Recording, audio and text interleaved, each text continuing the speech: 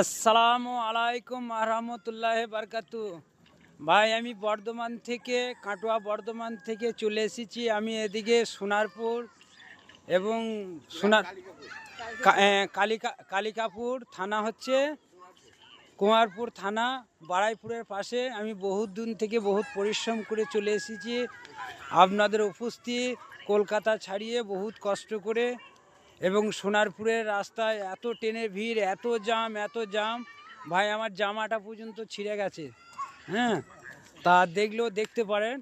তা এখানে এসেছি প্রচণ্ড জায়গাটা, এই জায়গাটা কোনো একটু মানে কি আর বলবো, লেসা জায়গা আছে এবং জলাকার জায়গা, মানুষ ভয়ঙ্করভাবে বাস করে, কিছু করার নাই। এর মধ্যে থেকেও দেখো সমস্ত জনগণ প্রচণ্ড কঠিন পরিশ্রম করে, পরিশ্রমের মধ্যে থেকে তারা উপার্জন করে। আর দেখো এই যে দেখছো যে এখানকার যে ভদ্রমহিলারা কি করে বলুন তো, এই যে বাড়ির মধ্যে থেকে যেমন আমাদের বর্ধমান ডিস্ট্রিক্টে বিড়ি বাঁধে, আর এখানকার কি বলছো তো, এই যে জামা প্যান্ট আমরা মার্কেটের মধ্যে সুপার মার্কেটে কলকাতায় যেগুলো আমরা কিনি, তাই এখানে এই সামনে হচ্ছে দেখুন এইটা একটা ফ্যাক্টরি। এই ফ্যাক্টরির মধ্যে যে শ্রমিক, লেডিস শ্রমিক প্রচুর আছে।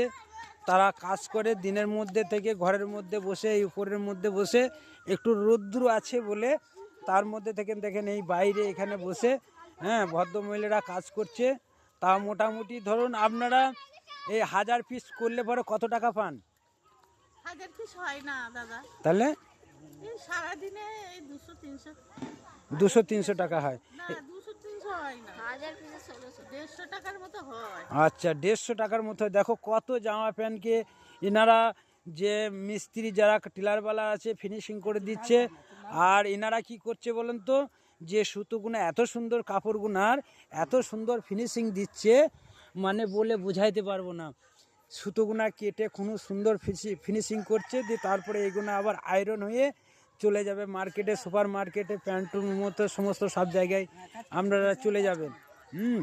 তা দেখেন এই যে একটা ভদ্রমহিলা আছে, এত পরিশ্রমের মধ্যে কি বলুন তো, অসুস্থ হয়ে গেছে এবং শুয়ে পড়েছে।